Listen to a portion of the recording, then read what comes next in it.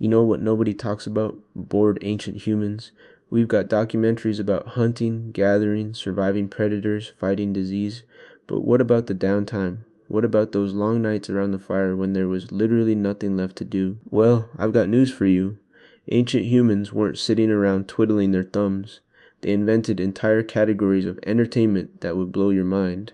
And the craziest part, some of what bored cavemen came up with is still entertaining us today. Let's start with something weird. Archaeological evidence shows that humans were making music at least 40,000 years ago. We've found bone flutes, actual bone flutes carved by people who had no concerts, no recording devices, no way to share their music with anyone. They made instruments purely for the joy of making sound. Think about that. You're sitting in a cave, there's nothing to do, so you carve a bone into a flute and you just play it for hours, maybe alone, maybe with other people, just making noise because your brain literally needs stimulation or it starts eating itself. But here's where it gets interesting. We didn't just make music, we made games, real games with rules. Archaeological digs have uncovered things like ancient dice made from animal bones and stones. Some of these dice are 5,000 years old, multiple copies, different designs, which means games of chance weren't a one-time invention. They became so popular that different civilizations invented them independently. Humans were literally so bored that we created gambling thousands of years before casinos existed. We wanted the thrill.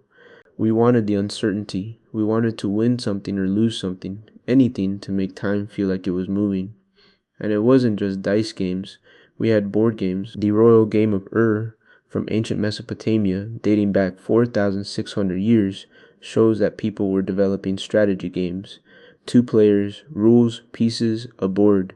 You could lose, you could win, and for a few hours, you weren't thinking about survival. You were thinking about how to outmaneuver your opponent.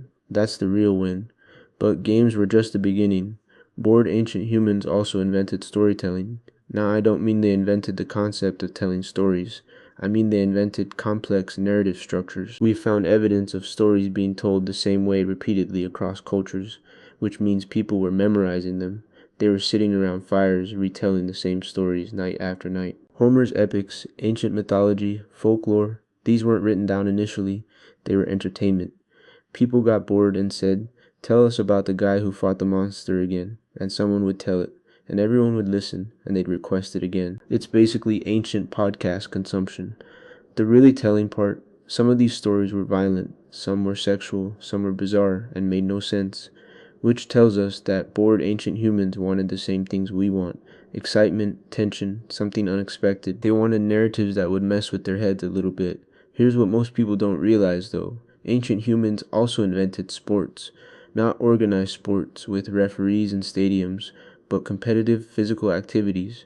Wrestling, racing, throwing contests. We have Egyptian tomb paintings showing people wrestling for entertainment, not for survival, for fun, for bragging rights, for the same reason we watch football today, because watching someone else's physical prowess is entertaining, because competition is entertaining, because humans are wired to care about who's stronger, who's faster, who's better, and they didn't just spectate, they participated, which means bored ancient humans were willing to risk actual injury just to have something interesting happen, just to feel alive. But the entertainment didn't stop at active stuff.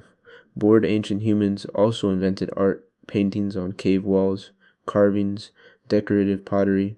Now we talk about this as if it's profound, as if ancient humans were trying to express their spiritual connection to the universe. Maybe some of them were, but honestly, a lot of it was probably just boredom. You're sitting in a cave, you have pigment, you have a wall, and you're like, you know what? I'm going to draw a hand. And then you do it, and it looks cool, and you feel something. You've created something. And for a moment, you're not bored anymore. The wild part is that decoration, pure ornamentation, served no survival purpose. You don't need a painted pot to carry water in. You don't need a carved bone to hunt. But humans made them anyway, which means we've been willing to spend time on beautiful things since before we had electricity, since before we had writing, since we were just trying to get through another night in the dark. And speaking of nights in the dark, bored ancient humans also invented social gatherings. Communities would gather, they'd share food, they'd talk, they'd gossip probably. Humans have always gossiped.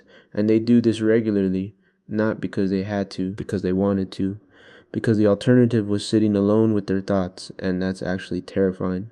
Humans are social animals. Boredom is partly what keeps us social. You get bored alone, so you go find other people. And once you're with other people, you need to entertain each other. You tell jokes, you share stories, you play games, you watch competitions. It's a feedback loop that basically invented human culture. But here's the thing that really gets me. The most popular form of entertainment for bored ancient humans, probably violence. Not violence against each other, though that happened too, but watching other people fight. Hunting expeditions that were partially about food and partially about spectacle. Battles that were partly about territory and partly about proving something. Humans have always been fascinated by controlled danger, by watching someone else risk something. It's why we still have contact sports, why we watch action movies, why we slow down when we pass a car accident. Bored ancient humans invented all of this. They invented music without instruments, games without winners, stories without books, art without galleries, sports without fields. They invented entertainment from nothing because the human brain cannot handle boredom. It will not handle boredom.